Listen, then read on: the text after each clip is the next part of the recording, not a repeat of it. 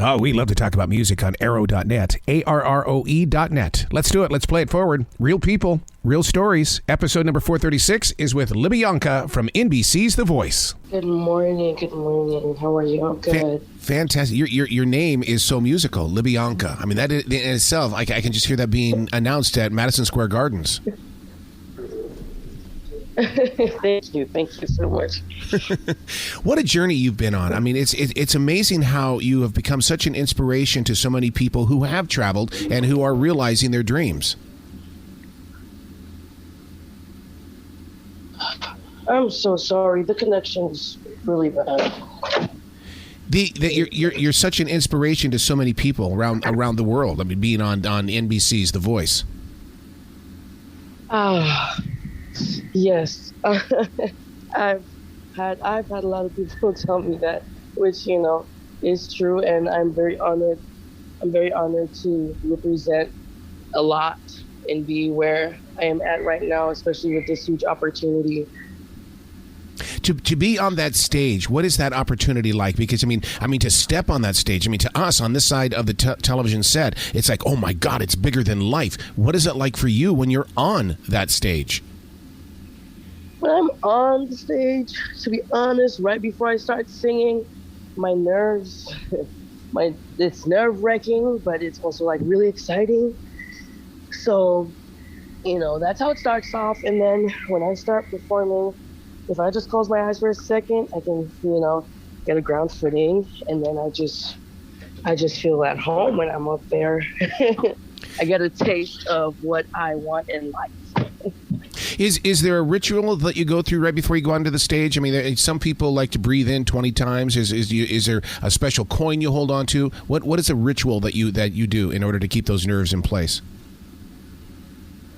Before I go on stage, I make sure I pray. So I pray, I'm staying calm and breathing, all of that. And then when I do go on stage, I do a Superwoman pose, and I look up to God, and I say, okay, we got this, and I do it. But to go out there during the blind auditions, I mean, you've got those 4 chairs that are already turned. I mean, I can't imagine what shoots through your imagination at that time. I honestly, when I was singing the song and Ariana turned around, I was really excited, but I just told myself, okay, look, what we're going to do is we're going to take a breath. We're going to keep singing the song. We're not going to mess up. Because I was shocked. She turned around and then Blake turned around and I'm like, oh my goodness. But it was very it was a lot of emotions. There was a lot going on. Paul Simon was very very creative when he went to Africa. He did an album filled with a lot of African performers and stuff like that. What was your culture change in that? Because I mean, the music is so universal. It's so fulfilling from Africa. My culture change in the blind audition song. In other words, the culture of being that, I mean, Americanized music versus music that you picked up while in Africa and stuff like that. I mean, it's like you've got a deeper balance, basically. I mean, honestly, the music that I grew up on back home helped expand my musical knowledge. Mm-hmm. So, with every song that I sing, I have a different thought process, and it's very diverse. My melodies and rhythms could be anywhere between pop, R&B, soul, blues, all the way to Afro and Zouk and all those Afro genres. So it's very broad. It's a lot in my head, but it's really fun to experiment with songs in that way and just let my creative shine. So when you say that there's a lot in your head, I mean, are you always singing music upstairs? Yeah. I am always singing. There's something going on in my head, so it's usually the rhythms, or I just hear something in my head and I start writing on my phone, or I just sing. I've written so many times about the songs that when I wake up in the morning, there's always a piece of music inside my mind. I feel like I should be paying some sort of ASCAP BMI fee because I'm basically renting that artist's song, and because it's in my head and it keeps playing over and over again.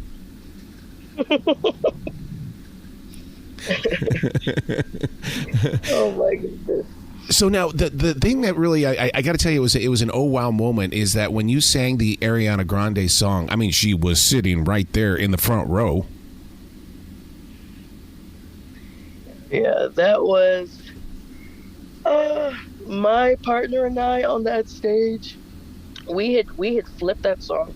We flipped the song like all the way around to fit us because you know we do very different genres most of the time than Ariana. So I mean, I figured out my way around it, but being on there, you know, it was just I had to be courageous. So that, okay, I'm singing Ariana Grande's song. Of course, I'm not singing it, you know, the exact way she wrote it, but, you know, it's all about showing myself and who I am through any song that is being thrown at me. And that's what that was. I was really nervous at first, but I got a hold of it, and she seemed to enjoy it, which made my heart melt. So. Well, yeah, because if you wouldn't have made it your own, then they probably would have said, well, why didn't you make it your own? Why didn't you take that chance? And so you were courageous enough to really, jump on that and make sure that it was your sound. Yes, sir. Yeah, because that's one thing about NBC's The Voice. It's not a karaoke contest. That's not what that show's all about. No, not at all. Not at all. So living in Minneapolis, we're talking about one of the biggest, most successful music cities in the world. I mean, there is such an inspiration of sound there. And what about Paisley Park with Prince and everybody? Yeah, Minneapolis is a great, it's a great area. I've performed there a lot of times. I mean, I've been there for 8 to 9 years since I moved from Cameroon. So, I got the chance to show my talent as much as I could over there. It's a beautiful city. I mean, that's my city. That's my hometown in America. How do you deal with those bitterly cold winters, though? I mean, my God, I moved from the state of Montana to Carolina just to get away from winter. Honestly, I will tell you, Mr. Collins, it is very bad. The winter is just, it's deadly. I say it every year. Oh, I'm gonna move out of Minnesota. I want to move out of Minnesota. This is too much. It's too much, and I still stay there. I mean, eventually I'll get up out of there to, find more exposure and grow more as an artist, my career. But the winter is harsh. Yes. It's really hard. Yeah. So do you find yourself growing toward the LA area, or would you go down toward Nashville and or even Atlanta in order to grow your music? Honestly, I see myself more so around Atlanta. Yes. I'm gonna do my research, as far as what's the best bet for me, being in the industry that I am, how many more connections can I make? In each state, I'll go off the statistics, and I will move. I will move where I can get the most. So, are you? They always tell creative people to create a storyboard. Do you find yourself doing that, where it's like, okay, this is what I would like to see happen in my life. I need to build this. I need to create over here in order to make that path, workable. Honestly, I write a list. I've never made a storyboard before, but I write a list. It's my prayer list. And I add that into my prayers. And I keep myself grounded with the vision of, my plan. That way I stay on track. Okay, we've talked about prayers and stuff like that. Now I'm going to ask you a question about that. As much as we do our prayers, are you listening to your prayers? Am I listening to my Yeah, prayers? another, because I always sit there, and you're gonna think I'm so weird that when I'm in church and stuff like that, I'll sit there because you'll hear the preacher praying and all that kind of stuff, and I go, shh, shh, shh, let God talk now, dude, let God talk. I mean, it's like there's it's, God give me, God give me, God give me, and it's like, okay, let God have some space in this. I mean, my prayers, are more so conversations with God, because Yep. He is my creator. So it's more so conversational, because we have a relationship. I know what my connection with God feels like. So when I do pray, you know, I'm just telling him about a lot of stuff, telling him how grateful I am, how much I love him, and I always have a moment of silence where I can feel his presence. So all of that, and not every single prayer is about, me asking for Right. something. It's more so just stay with me. Sometimes I just need him with me so I can stay mindful. But yeah. Oh, absolutely. I mean, it goes all the way back to the original conversation about when I said that you're such an inspiration to so many people around the world because they feel that. I mean, do you, when you walk out on that stage on NBC's The Voice, do you inside your spiritual growth see the people that are watching it on the TV? Because I mean, that's like radio. In radio, you don't get to see people, but people are there. Yeah. When I step on the stage, first thing, I mean, the coach is right in front of me. So, I see them. I feel the presence of the live audience that's there. I also see my supporters, my friends and family. I see which my supporters are artists that I work with every single day. I see all of that. I see my family. And then the millions of people who are watching that I most likely don't know who a lot of them are, but it feels I don't know if there's a word to really describe how beautiful that feels, but it brings me joy up there to know that I'm bringing, I'm introducing myself to people who have never heard of me before, never seen me before, and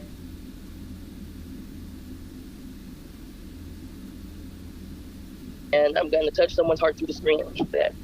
So all of it feels surreal, but real. But see, what you just described when they said that they've never heard of you before, never seen you before, that's the way it was like when I would walk into a Music Land or a Tower Records and stuff like that. When we would stand in front of those albums and 45s, we didn't know a lot of those people, but that's what we bought into, though, because of the mystique of it all. It's like, okay, I'm going to take this album home, and it's going to become a part of my chapters. Yeah.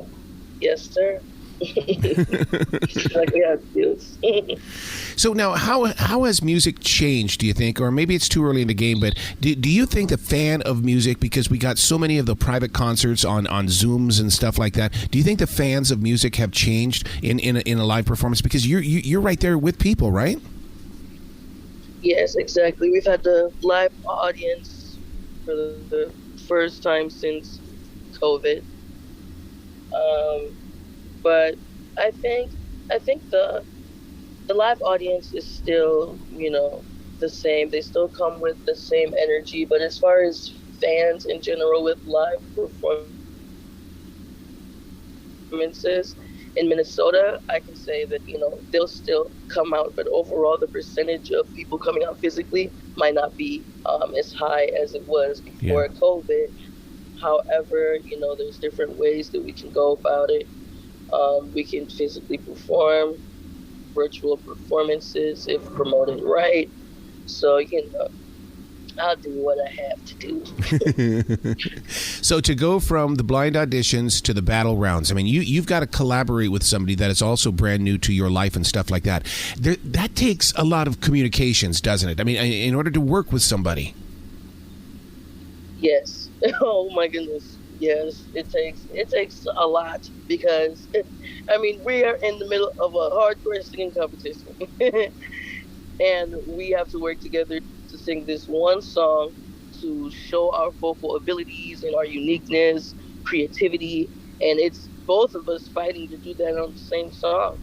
And that's how I came into it, just like, okay, I gotta keep my head straight, you know, I ain't making no friends, da da da da. But Tommy became my friend just while working together and just singing together. I thought it was gonna be, like almost like vocally fighting, but we never did any of that. We grew on each other, and at the end of it all, we were both just singing and having a good time on stage and ready to both advance, so. Well, then, after a battle round, do you guys still get together to sing, or do you guys have to go to your separate rooms and, well, that's it, man. That was our moment in history. I mean, we had times for years, but after battle rounds, we started working to go into. I mean, it was sad to see him leave. It was sad to see him leave, because, after the battle rounds, if you get eliminated, you're going home as soon as possible. Yep. So, I mean, we did sing a bunch of other songs together when I spent my time with him. I spent most of my time with him outside of my hotel room. So that was great. That was great. It's a memory that I will cherish forever. Wow. Where can people go to find out more about you, your music, and give you lots of love? On any platform, my music is available. I mean, to keep up with my life, Instagram at I am Libianca, TikTok at I am Libianca, and Twitter at Libianca3. And links to my music is just all there. You can look me up. I love it. I love it. You got to come back to this show anytime in the future. The door is always going to be open for you. Oh, thank you. Thank you so much. Well, thank you so much. You be brilliant today, okay? Thank you, Collins. You have a good one.